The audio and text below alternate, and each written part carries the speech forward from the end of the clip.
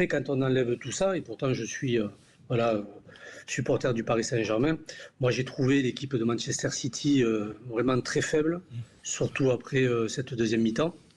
Mais surtout avec aucune capacité et possibilité de rivaliser avec ce que proposait le Paris Saint-Germain. Donc moi en tout cas ça m'a beaucoup surpris. Et alors ça remet pas en cause la victoire du Paris Saint-Germain parce qu'elle est vraiment belle. Et puis revenir après 2-0, gagner 4-2, c'est vraiment un exploit parce qu'il faut le voir comme ça.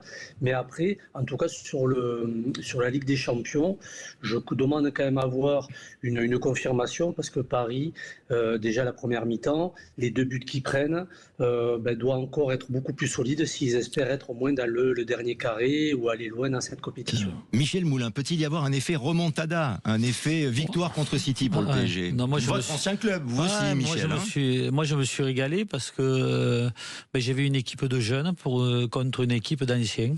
C'est-à-dire que j'ai trouvé de l'agressivité chez Paris Saint-Germain, comme il n'y en a jamais eu, une vraie équipe. Et donc moi je préfère rester sur le positif de Paris Saint-Germain. Jimmy a raison, mais en tous les cas ils ont gagné 4-2. On peut pas à chaque fois dire que c'est l'adversaire qui est mauvais. L'adversaire est vieillissant. Voilà, on a vu une équipe qui est en devenir Paris Saint-Germain avec des jeunes et une équipe qui est très vieillissante avec un entraîneur aujourd'hui qui a des gros problèmes personnels et ça se porte sur lui. C'est-à-dire, il est en train de divorcer, je crois, après 30 ans de mariage. Donc ça touche, parce que quand vous avez vécu 30 ans avec quelqu'un, ça doit toucher.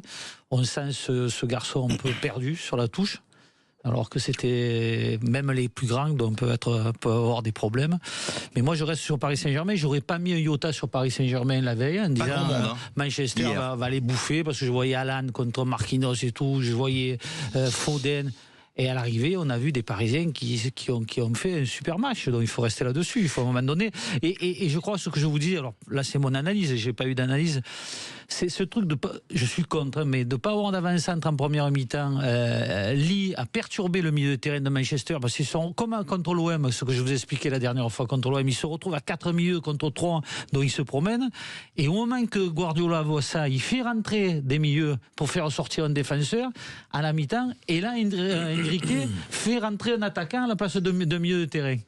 Donc ça a complètement déstabilisé Manchester, et je vous dis, et ça me fait plaisir contre Guardiola, pour tout vous dire. Parce que tout le monde dit que c'est un super entraîneur peut-être, mais la façon dont il joue, quand vous avez de très grands joueurs, c'est facile, mais de se la donner à moi, à toi, et tout le monde ça a voulu marché un moment quand même. Oui, parce qu'il avait été très grands joueurs. Oui. Là, que maintenant c'est moins bon, quand vous les pressez, vous avez vu qu'hier soir, même De Bruyne, il mettait le ballon en touche.